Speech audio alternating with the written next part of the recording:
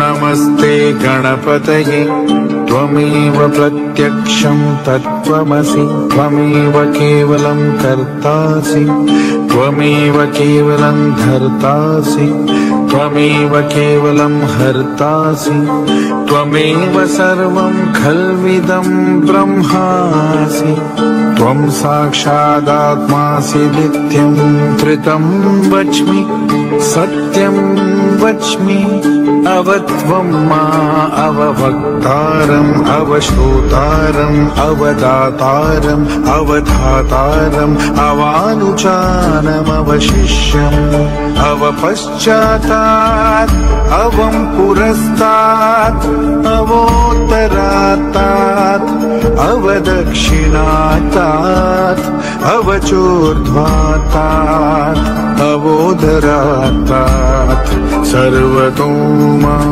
पाहि पाहि समन्तात् त्वं वाङ्मयस्त्वं चिन्मयः त्वमानन्दमयस्त्वं ब्रह्ममयः त्वं सच्चिदानन्दाद्वितीयोऽसि त्वं प्रत्यक्षं ब्रह्मासि त्वं ज्ञानमयो विज्ञानमयोऽसि सर्वं जगदिदं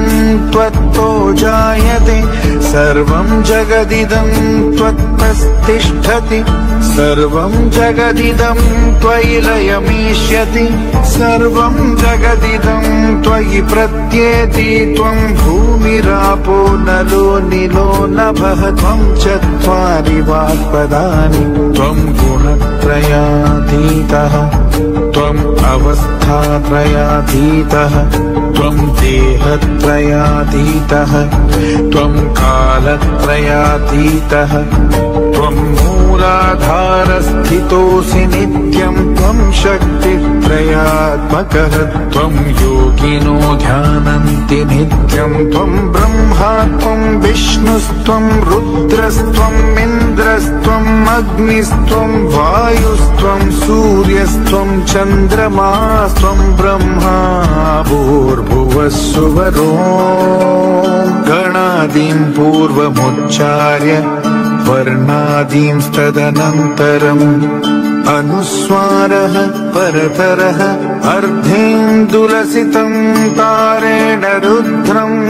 एतत्त्वमनुस्वरूपम् गकारः पूर्वरूपम् अकारो मध्यमरूपम् अनुस्वारश्चान्तयरूपम् बिन्दुरुत्तररूपम् नादः संधानम् संहिता संधिः सैषा गणेश विद्या गणनायकर्षिः निश्चृद्गायत्री छन्दः गणपतिदेवता ॐ गङ्गणपतये नमः एकदन्ताय विद्महे वक्रतुण्डाय धीमहि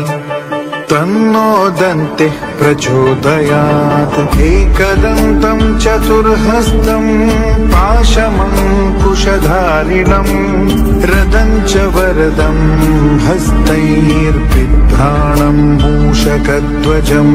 रक्तं लम्बोदरं शूर्पकर्णकं रक्तवाससं रक्तगन्धानुलिप्ताङ्गं रक्तपुष्पैः सुपूजितम् भक्तानुकम्पिनं देवं जगत्कारणमच्युतम् आविर्भूतं च सृष्ट्यादौ प्रकृतेः पुरुषात् परम्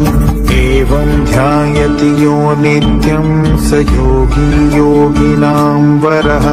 नमो व्रातपतये नमो गणपतये नमः प्रमदपतये नमस्ते लम्बोदरायैकदन्ताय विघ्ननाशिने शिवसुताय वर्णमूर्तये नमः ॐ सहना भवतु सहनौ भुनक्तु सह वीर्यं करवावहै तेजस्विनावधीतमस्तु मा विद्विषावहै। ॐ शान्ति शान्ति शान्तिः।